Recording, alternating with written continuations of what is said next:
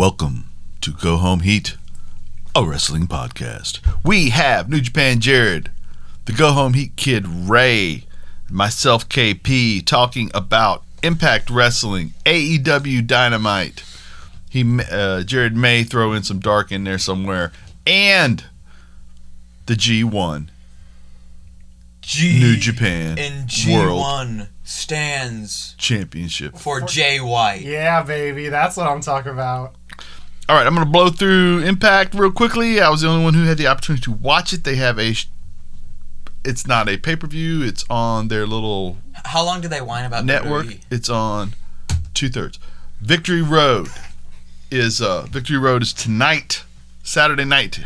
If you are doing something and want to watch a little issue I have with the Victory Road style show is people get mad about like, well, why does the WWE do a pay-per-view 2 weeks in a row? And it's like, well, this, like, they already have a championship match for Glory Road. I mean, Bound for Glory. Yes, yeah, that's it. Correct. And yet they're going to have a championship match with Eddie Edwards and EY. Well, I'll tell you what, if I'm Swan, I'm a little mad if EY drops the belt and I still got to wrestle him at the next pay-per-view. Oh, well, yeah. Probably he won't. I mean, perhaps. But, like, that also raises the question of, like, do you have a match with EY or do you have a match with the champ? Right. Always that Answer that question for me. It's like, man, if you get just a match with the champ that you're not in, like, a blood feud with, you're like, well, I'm glad for the opportunity, right. But... Well, with Swan, it's really in question because, yeah. of course, he probably could care less about the title belt. Yeah. That dude broke his ankle. You know? Absolutely. Okay. So, Ty Valkyrie, Rosemary defeat Havoc and Neva to start this thing out with a road to Valhalla on Neva. Am I doing good with the name there, Neva? Right Nevea. Oh. Close. 6 months in, I'm getting close. Okay. After which, the rough battle wound up swinging in their way when Ty hit the hot tag to Rosemary. Multiple sling blades later. Blah, blah, blah. She winds up winning. Then Kiera Hogan, Tasha Steelz jump them, but retreat later. More importantly, Rosemary needs to find her father, James Mitchell, to officiate her demon wedding because a demon cannot marry a mortal without the devil there. I mean, that tracks, right? Which really does kind of seem more important than who won that match. Yes. Because, yes. The Good Brothers continue their tales of Japan, interrupted by Motor City Machine Guns. If you wrestled half as good as you tell stories, you might have something, like maybe these belts, Shelley reminds them. Anderson says, he said, they go back and forth and Anderson says something about how Shelley was a young boy the whole time they were there, and then Shelley mentions that Anderson had to carry, I don't know, maybe Okada or somebody's boots around while he was there, and maybe one of the trainers. Anyway, I'm sorry I forgot the name. But then when they walk off, Anderson says to Gallows, "What's the name of their finisher?" And Gallows replies, "I don't know. It has to have something to do with a flip, right, or a kick or something." And he goes, "Yeah, who cares?" And he yells down the hall, "Nice finisher. Can't wait to kick out of it." Who said that? Carl Anderson. That's good. Okay. Deanna Purrazzo's not happy. She has to wrestle Sue Young. Susie. She's still Susie right now. At Victory Road before Kylie Ray. Susie was worried that Kylie Ray would be upset, but Kylie Ray is too much of a puppy dog to be upset. She's so happy for your opportunity. Okay, and so then Tennille Dashwood with Caleb with a K versus Jordani Grace again. Grace dominates the match, even though Caleb interferes. Grace dominates and wins. Later, Caleb would challenge Jordani to a tiebreaker rematch at Victory Road. Tennille seemed pretty disgusted with that because she was beat up pretty bad. I was glad about the result here because I was beginning to worry about Grace's trajectory. She won this one. Hopefully she wins the next one. With Impact, it's so funny because anybody that has more going on than just wrestling, I don't worry about them because they can just get into programs. Like Tenille being a model with a weird manager that's really her photographer and personal assistant can get into any type of thing she wants on this roster, and it doesn't matter. She doesn't have to be in a belt chase. Okay, EC3 promo video. In death, we pay homage to nostalgia, and then we burn it down. Yes, the callback, baby. Dude, then we burn it down. And so we have Seth Rollins confirmed as Tyler Black on Impact next week. Yes. Which I can't wait for. Yes. Because I'm pretty sure he can do that. Because I know they can't have Twitch feeds. Yeah. Or they're going to take over the Twitch feeds in WWE. But I'm pretty sure that if Seth just uses Tyler Black, which they don't own, and he probably signed the paperwork at WWE as Colby Lopez. Yes. Therefore, that name's out there and can probably be used. So I feel like he can work both shows. It won't be an issue. He's an independent contractor. Yeah, I agree. Absolutely. No worries. No worries. Did you by any chance see the Senator's interview with the best... What's the guy's name? He's the best interviewer in wrestling. Chris Van Villiers? Yes, he had one with... Oh my God. Andrew Yang? Yes. Did you see that? No, I wanted to watch it because I do think it's really interesting. Dude, Andrew Yang, first of all, pays a great deal of attention to pro wrestling. Yeah. Second of all, would not have it when... And even though the guy kind of pointed out a couple of different devil's advocate style arguments, Yang was able to say, well, look, and also it's funny because he said if Biden were to win, Biden Harris were to win, I might actually have the ability. And I'm not advocating you vote for whoever you want. Let's get political. But he was saying he might have the swing to actually push WWE in the direction of having to allow these guys. Because I feel like this is a totally different thing than this show, but I feel like AEW kind of, there's a mixed bag with what they do, and I don't mean it like in a mixed bag's the wrong term. Being an independent contractor with AEW allows you to take jobs outside of AEW. Yes. It probably also allows AEW to pay you significantly less than you would make on the other show and supplement your income, meaning you eventually make more and you work like if you're, let's say you're hybrid. What's their real name? I always call them Theory. The Hybrid 2. Okay, let's say you're Hybrid 2 and you're Angelica or you're They're getting a title Evans. shot next week, too. That's Right. awesome. Right. But let's say, for a while there we weren't seeing them much, or they're on Dark or whatever. You have a base salary, and then if you didn't work this week, you can choose to go work. You can do autograph signings. You can get your Twitch feed. You can do whatever you want to make more money, along with a base salary that for them is probably more than they'd ever made. So it's really kind of neat because they're all able to make more money, but then the business model allows for them to make more than they could make. And I think Impact does the same. Oh, yeah. Same thing. I think that's... We'll get to there. Because Isaiah Swan, PT guy, is marveling at the work ethic on Swan. When they open the doors for training, he's here. When they close, they got to kick him out. And that's what we're looking for in Isaiah Swan here. Reno Scum and Supermax Hernandez jump and get back the money that Heath and Rhino stole from Hernandez in order to do more commercials. And I'm not 100% sure who the heel is here. Because they stole from him. I mean, everybody kind of sucks here. I guess Hernandez, I mean, there's always the thing of like, that is Hernandez's money that he won fair and square. Ish. Yes. But he did hire some thugs to beat people up. So that's not great, but at the same time... He hired him to beat people up to get back his own money. You have a point. Oh, but now the flip side of this is we are getting Heath in a unsanctioned match because he's not allowed to work there yet, but he can tag team with Rhino to get revenge on Reno Scum. So that will be happening tonight on Victory Road. Then we get into the Rascals, Dez and Wentz versus the Good Brothers, and this was as good as you would think it would be. Then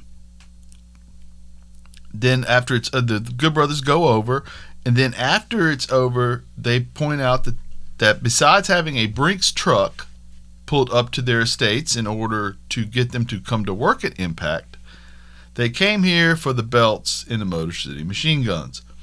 So now we know. I do find it interesting that the Good Brothers constantly point out how much money Impact has, because I'm not 100% sure that that's true, but I'll take it. I mean, they probably got paid a pretty penny. I think they got paid well. I think we've already seen them get one pay-per-view that's only theirs on Fight. I think those things, I think they're also able to do. They can go to Japan if they want. They can go to anywhere in the world they want to wrestle. They can do anything they want to make extra money, along with getting their own pay-per-view whenever they want it by themselves, and probably going to ascend to champions at some point. Brian Myers, who said, "If I see you in the hall, it's on sight." Tommy Dreamer sees Tommy Dreamer in the hall, and it is not quite on sight. He begins to get vicious with Tommy, and then Tommy begins to choke him out in the hall, and it's match time at Victory Road. Brian did not see that he was going to grab him by the throat with one hand and choke him, after having threatened to kill him if he ever saw him again, which to me is very bad foresight on Brian Myers' part. Yeah, it's not great. Swinger versus Falaba with the greatest stip ever. What? Winner's the best man at Johnny Bravo's wedding. Dude, yes, God. Swinger. 'Tis the season Swinger. for weddings. And this is typical catch as catch can. Weddings in my wrestling. They've always gone well. They all, dude, so smooth every time. Typical catch as catch can wrestling here. We have Swinger gets the monkey head from Crazy Steve, hits Falaba with the monkey head for the pin. Every classic wrestling match probably has that spot in it. Yeah, I mean, dude, it's like the double axe handle at this point. It's perfect. And what winds the double axe handle, no one pins anyone off the double axe handle. And then Yet. Bravo says, "Hey, I can't, that's not good officiating. I can't believe you missed that. Restart the match." Falaba goes over, and Swinger, of course, is very upset by this. He won. No, he didn't win he won the first match, but when they restarted the match, he loses. So now Falaba's the best man. Oh. Well, I thought all decisions were final. Well, not when Bravo restarted the match. That's fair, actually. Was Johnny Bravo the referee? No, he saw the bad officiating. Oh, and I guess it is his wedding, so he would have administrative authority there. Right. Now, Rohit Raju announces a Defeat Rohit challenge at Victory Road in which someone will get a shot at him. TJP says, "I'm right here ready to go." And he says, No. You have to have not lost to me in order to be in the Beat Rohit challenge. Now, Bravo is back, and he lets the guys know he does not care who is the best man. He just hates bad officiating, which was a shot across the bow towards AEW. I'm pretty sure. We'll talk about it. Eddie Edwards wants to know who attacked him. Sammy Callahan said, "It was not me, but I know." Lights go out, come on. And speaking of crazy people, Ken Shamrock attacks. Grabs his ankle, puts it in. So now Eddie is going to go into a title match with a bad ankle to give them the out on why he can't win and Victory Road. And he'll get into it. Okay. Kylie Ray gifts Susie kick pads. Very nice woman. And Susie is relieved that she's not upset with her about getting her title shot. The North and Ethan Page versus Ace Austin and Madman Fulton. They have a great match. The Northern Assault is the finisher that works. The Good Brothers come out, and the North they clash which then Ace jumps involved, and then Motor City Machine Guns come out. It's complete mayhem when we go to credits. Another wonderful day of Impact Wrestling. I recommend you watch Victory Road if you can tonight. And now for the main event of the American Pro Wrestling Week, AEW Dark. Darby Allin versus Ricky Stark starts this thing out. What was it? 800,000 people watch this. Did they? I think so. This yes. match was awesome, so I'm glad. glad. I think it was the highest rated thing that was on this show. But part of that was I think the NBA Finals and the playoff game started like an hour in to the show. Totally fair. But still. Dude, what a way to start the episode. That Great. match was awesome. Right. Dude, and the cameo from JPEG Mafia. Yeah. They got Peggy in there. Right? Dude, Right. that was like the most random thing I've ever seen. When he popped up, I was like, wait, is that actually JPEG Mafia? I mean, he's made references to... Yeah, JPEG Mafia was in Darby's promo video. Peggy's made references to specifically Darby Allin in his music, so it does not like surprise me. But I was like, dude, that's crazy. Right. And then the match happened, and the match was awesome. Right. And then Cage comes out, and Hobbs jumps him, so we're and Hobbs match. Hobbs match. Hobbs is getting that star treatment. They're pushing him. Dude, Yes. I'm glad. Right. I like my big boy. Yeah, he's big and strong. Okay, then of course it gets way better because Cody comes out and addresses Brody Lee with Dasha Gonzalez. Cody, he refers to her as a wrestler, a great pro wrestler. And she said, "I'm okay" or something, right?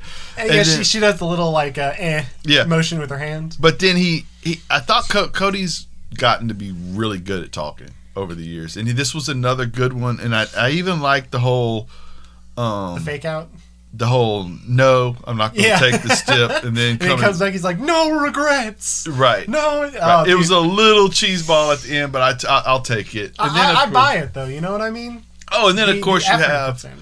Yeah, then of course you have the Dark Order come out, and he takes what a nice garnet under dress shirt he had on underneath that. Brody and Cody were both dressed to the nines. Yes. I made a joke in the group chat that no one appreciated. I said I'm glad that Jake the Snake called Cody Caesar because he'd be dressing. Yeah.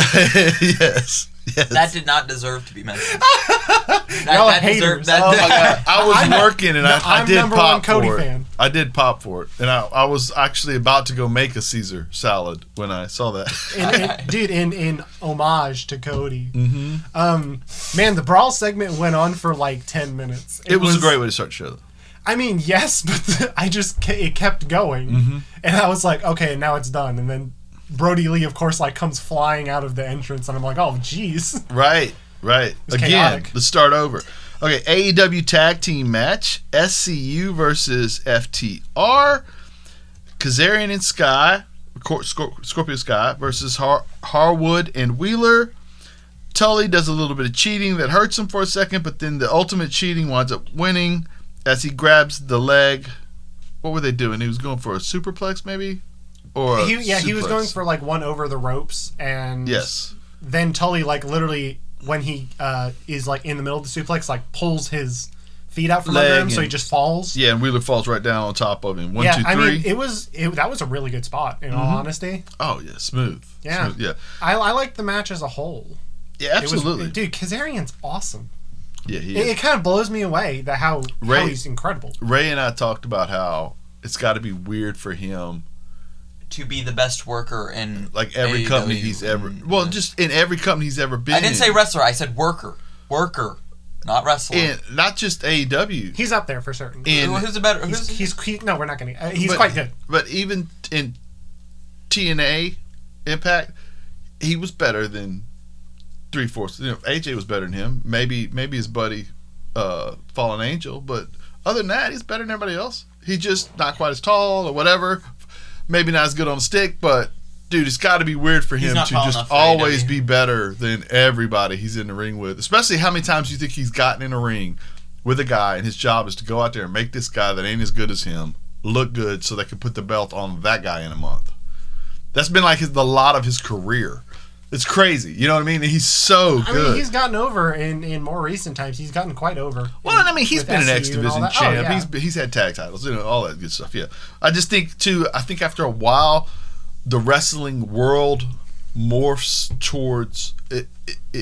It bends towards what he's doing, and people start to realize how really good he is. Ahead of his time in some ways. Yes, absolutely. Isaiah Cassidy versus Chris Jericho. I did want to make a quick point about the last match, the tag match, where there is a semi-popular theory going on that Paul Turner, the referee, is actually in cahoots with FTR. I mean, dude, paying off a referee is pretty old school. Yeah, I like it. Like having your own referee in your pocket. Mm. And there were some calls that were... I mean, it feels like a Four Horsemen thing. Yeah, it lent some credence to that theory, like how Christopher Daniels just, at the first sign of any, quote, interference that didn't happen, he gets tossed out. It's a little suspect. Little dirty money. Yeah, I like it. I'd like that, honestly, but with how old school it is, the whole brush with greatness, 20 minutes. Absolutely. The time limit in the brush with greatness match lends immediacy to it. Everything seems more important. It's really smart to do that. It makes the matches more important. It's good booking. Absolutely.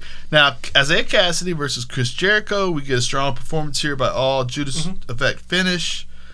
Hagar and Jericho go after Serpentico and Luther post-match. Actually, that was a little bit during the match, too. Yeah, because Jericho flies over the barricade and he takes a shot at Luther, and then Luther takes a shot at him. I did like this match. I like Cassidy. Yeah, I felt like this went well. I thought it was a good showcase. If Jericho's gonna be in that position, dude, he absolutely should be having matches like this. Right, and also one thing you can also do with Jericho in a position where I'm a tag team wrestler and a solo guy is you can have him.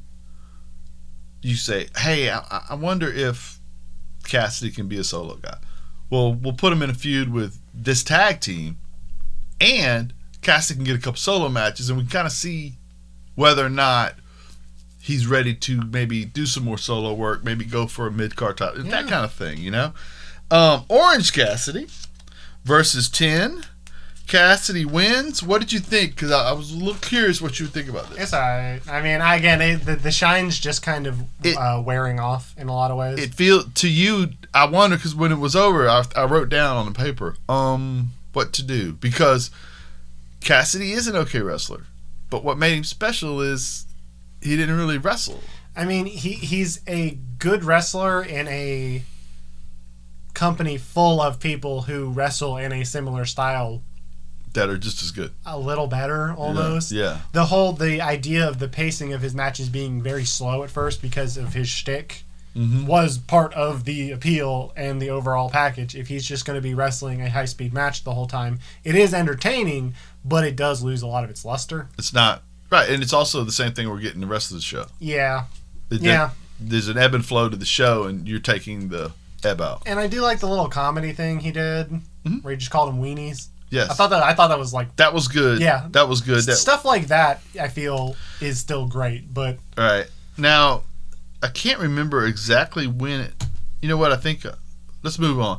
Britt Baker versus Red Velvet. And I'm going to say this, and I don't think you saw it coming. I think this was Britt Baker's best match. It was pretty good. She had a fisherman neck breaker. She looked really good. Was it into a stomp for the win. She get the lockjaw in there as well. I'm having problems imagining this because she the stomp makes me think Tyler Black may be working in multiple wrestling companies. Yes. I mean, he's free to do that as an independent contractor. Yes. I was going to say something. Yes. No, but she was really good in this. And it could have been that Red Velvet's pretty good. Yeah. But, dude, yeah. But she was really good in this. The match was paced well. She didn't look confused in what to do next. She was in the right spot. It was really good. It was just a good match. Period. End quote. No ifs, ands, buts. But. No, it was a good match. It was just good. And her little run to the finish, fisherman neckbreaker into a stomp, into a lockjaw. Wow. It was good. Nobody's kicking out of that. Wonderful. Okay. Yeah, I did. I feel I don't want to say almost a little proud, but like I am glad to see her improve and just be overall crisper, smoother. Absolutely, because Yeah, this is what they want. This is what they want. Okay, now the top guys are talking to Tony Schiavone, and he gets super kicked by the Young Bucks. poor Tony, man. Finally having a job that he enjoys again. He really likes it. Why did Young Bucks super kick him? I think he might have asked something wrong. I don't know. This plot line's not thrilling me. In a lot of ways. Yeah. Now they interrupted Orange. This is the comedy stick you said where he called them wieners before they walked off. That was good too. I like that. Yeah, absolutely. Now we get somewhere in there. What match did Hangman Page observe from the outside? The tag match, I believe. It was the FTR match, correct? Yes. And then they let him know at the end that Kenny Omega was in the tournament.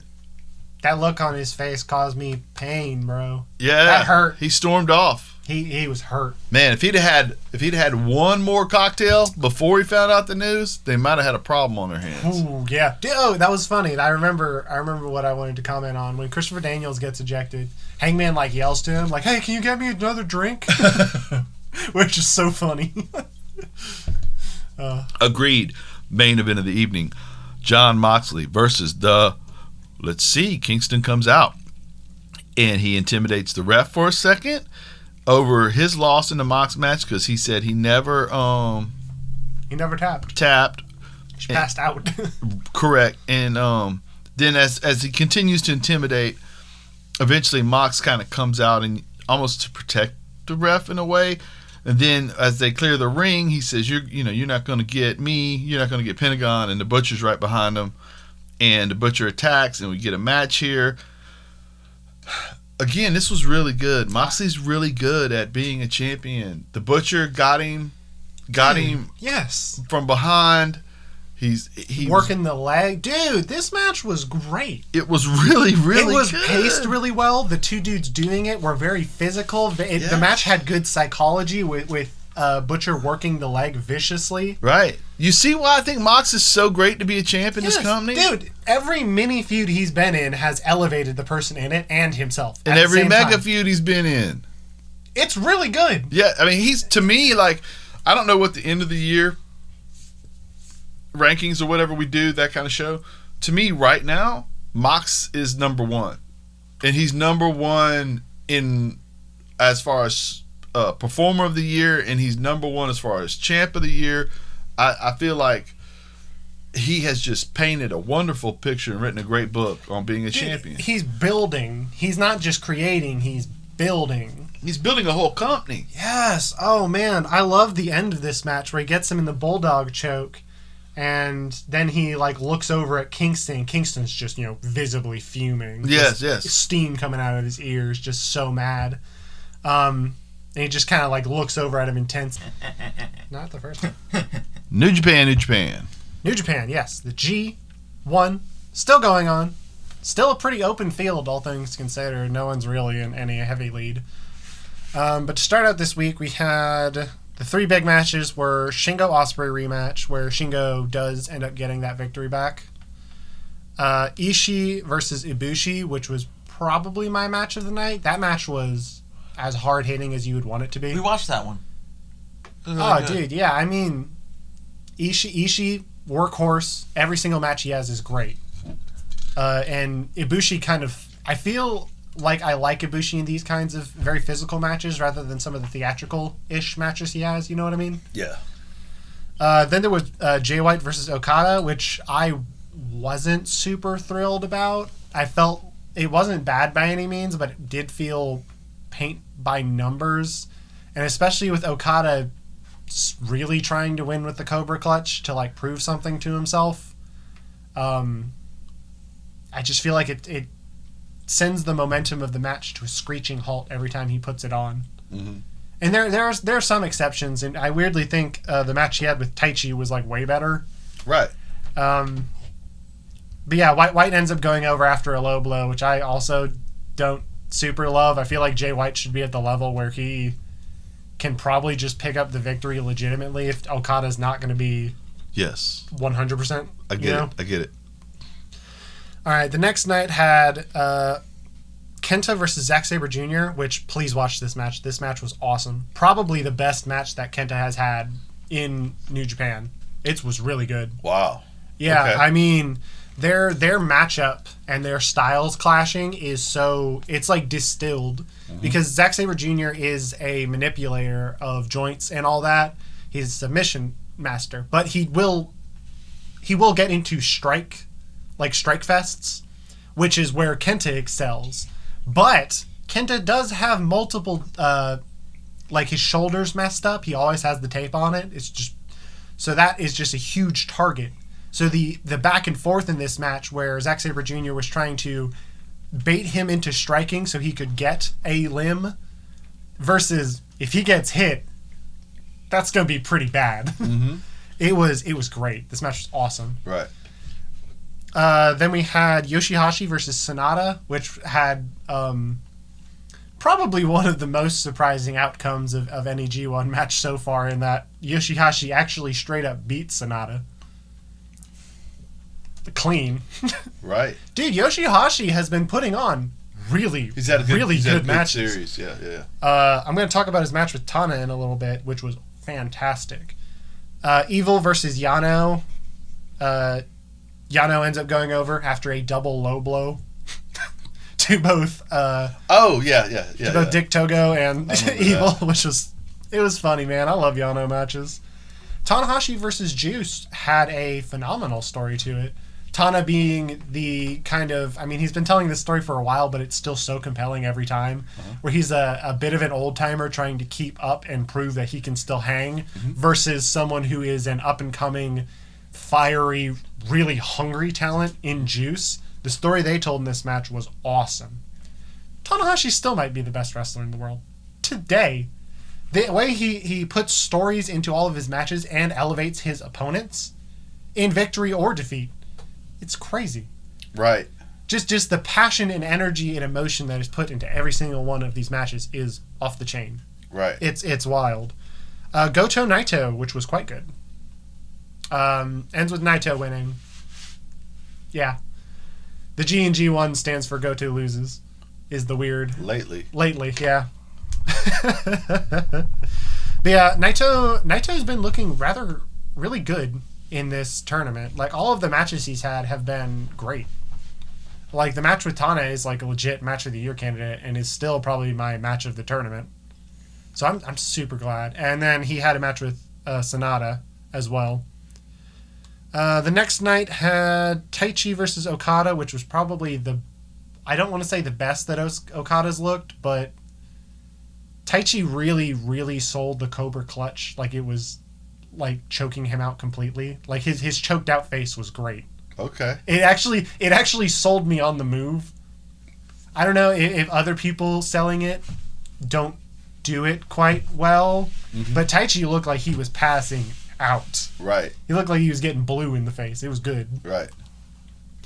Match of the night for this one would be Jay White versus Ospreay. I didn't love, but that was another match that I came out of thinking Jay White was really good. Yeah. He works Ospreay's leg for a significant portion of the match, and then like Ospreay punches it twice, and then he does like a 450.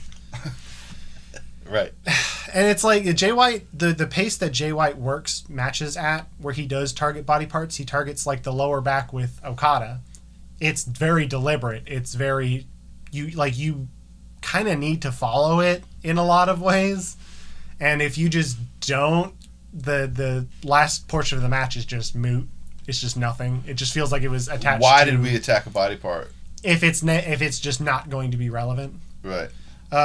White ends up losing here, which sucks. Mm-hmm. I mean, he's 3-1 now, so he's not by no means out of the runnings, but I really would have preferred a win. Right.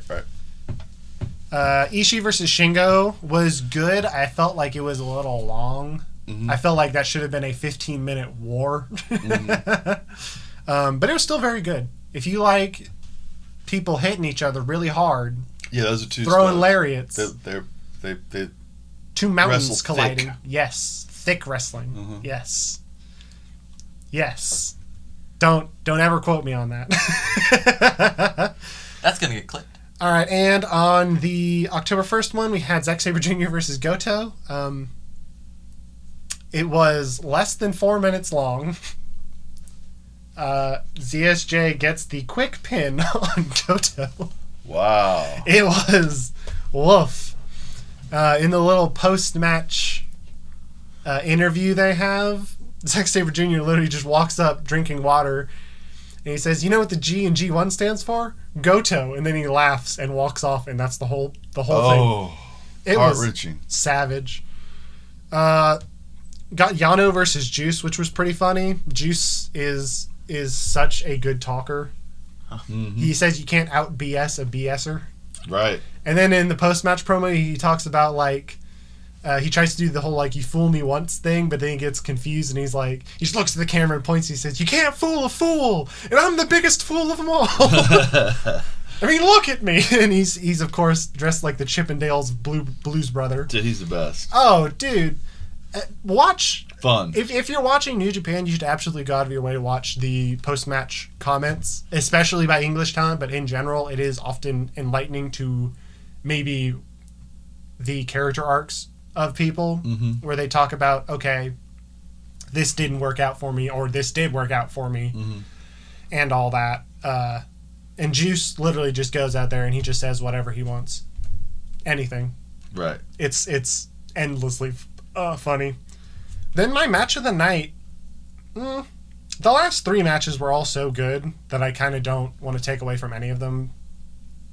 Yoshihashi versus Tanahashi was just like the Juice match in a lot of ways, where Tana is still trying to prove that he can hang with the best of them, even if he is having a noticeable amount of trouble beating mid-carders. But this match was awesome. Yoshihashi looks fantastic this year. Just his move execution, his match pacing, the emotions that he's expressing in the match are all really good. Yoshihashi's been kind of my breakout star of the G1.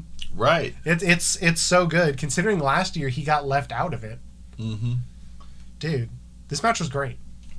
Then Evil versus Kenta. This was a match that was very enlightening in a lot of ways.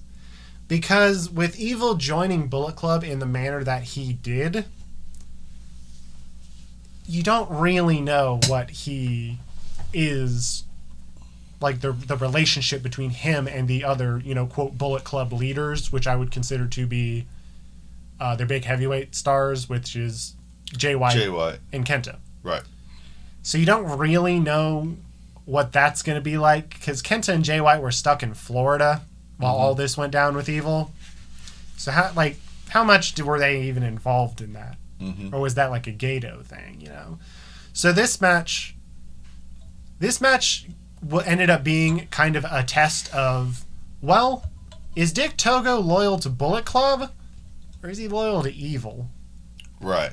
And so it ended up being a fun mix of cheating against each other. Like, Kenta just, hits him right in the head with the briefcase he has. And, Dick Togo tries to choke him out and then gets, punched. He has kind of the Gato role for Evil, where he gets punched. Right. Looks like he got shot. Yeah. Which is great. Slapstick. It's fantastic. It's good every time. Evil ends up going over with a low blow, though. Which, I mean... Yeah, that's how he always goes over.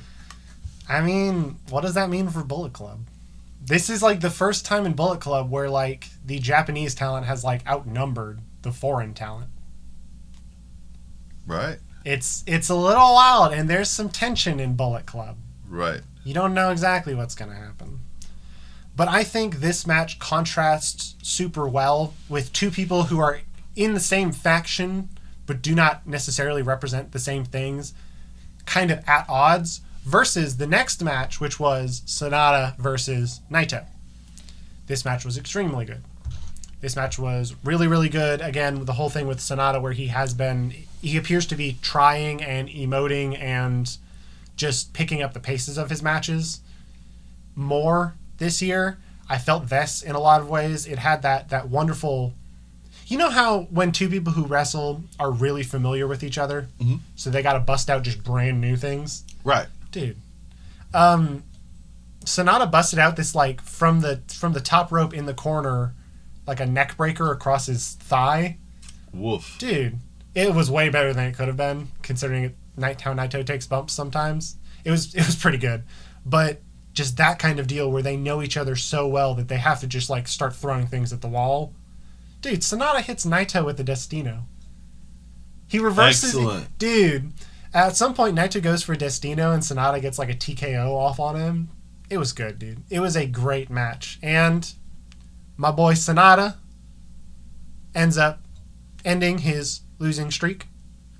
So now he is 1-3 instead of 0-3. So he's not doing great, but he did just pick up a victory against the double champ. Right. That's big. And after the match, they do the LIJ fist bump. Everything is cool. Naito wore the black hat in a lot of ways this match in the kind of way someone would want you to be better to, like, motivate you. Like, he was kicking him in the head when he was down and, like, saying his name. But it wasn't out of malice. You know what I mean? It was Big Brotherish. Yes, where he's like, okay, if you want to win, you have to do it. Right. I'm not going to go easy on you. Right. You better get your head in this game. Right. Oh, dude, they were throwing, like, forearms back and forth, and Naito just yells Sonata and just hits him really hard, just trying to provoke him. I think it plays so well into both of their stories that they're like this. You know, where Sonata he has at times in the past seemed not unmotivated, but not as fiery and motivated as he needs to be to get these big singles victories. So Naito playing that mentor, big brother role to him because he cares so much.